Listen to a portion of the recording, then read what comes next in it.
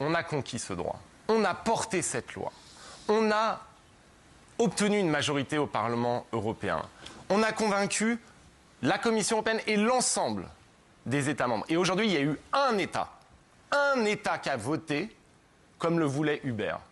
Un État en Europe. Eh bien, c'est la France d'Emmanuel Macron.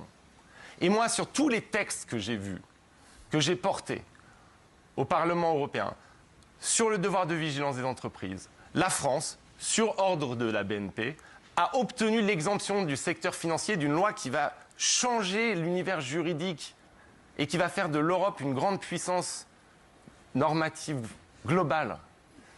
Et la même chose arrive à chaque fois. Et donc moi, je n'ai rien contre les grandes entreprises. Je veux qu'elles payent leur part quand les dividendes records sont liés à des situations extraordinaires. Il n'y a pas eu d'augmentation de productivité qui justifie l'explosion des bénéfices. Il y a eu une guerre, il y a eu une inflation, il y a eu une situation extraordinaire. Et quand vous parlez, et je veux aussi que ces grands intérêts privés n'entrent pas en contradiction avec l'intérêt général et ne dictent pas la politique à des politiques qui se comportent en VRP de ces grands intérêts. Et quand vous parlez des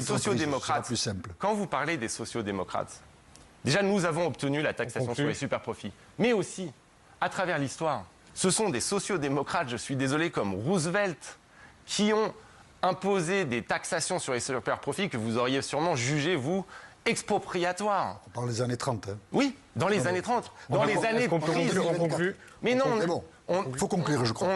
On est dans une situation de crise et de guerre. Si vous voulez sauver le modèle démocratique auquel je pense vous êtes attaché, eh bien il faudra repasser par la case solidarité, repasser par la case distribution.